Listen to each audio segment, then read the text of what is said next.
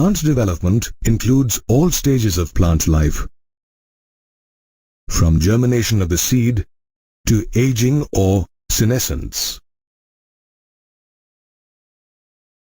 In plants, development includes both an increase in the number of cells as well as cell differentiation.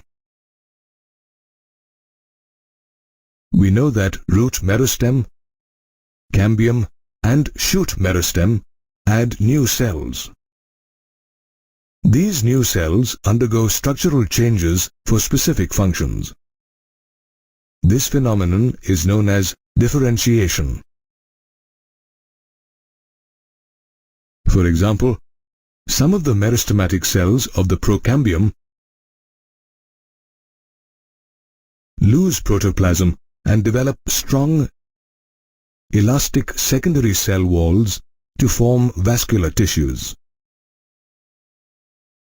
These tissues then help in the transportation of water and food in plants.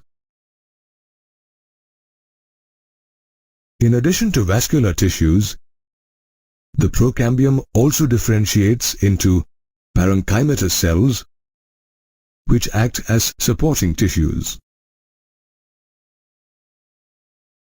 Under certain conditions, some plant cells have the ability to regain the capacity of division after differentiation. This phenomenon is called de-differentiation. Differentiated parenchymatous cells de-differentiate to form meristematic cells, that is, the interfascicular cambium.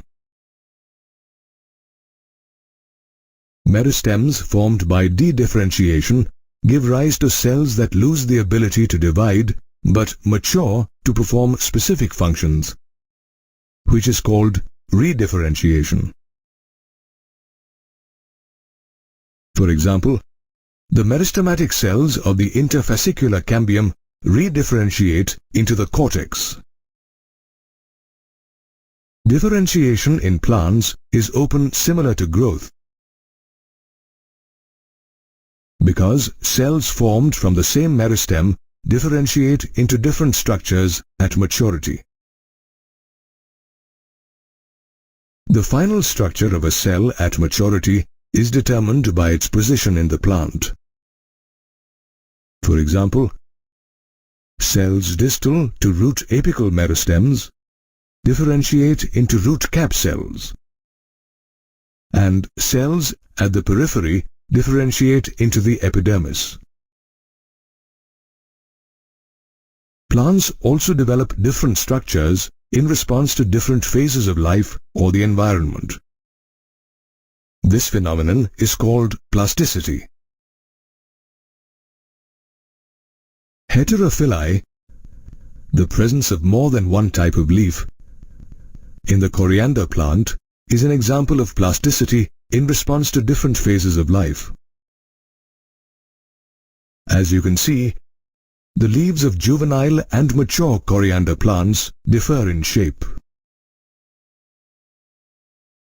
In the same way, the different shapes of the buttercup leaf above and below water are examples of plasticity in response to different environments. In the life cycle of plants, cell growth, cell differentiation, and cell development are interrelated and controlled by intrinsic and extrinsic factors. Intrinsic factors can be intracellular, such as genes, or intercellular, such as growth-regulating chemicals. Extrinsic factors include light, temperature, and the availability of water, oxygen, and nutrition.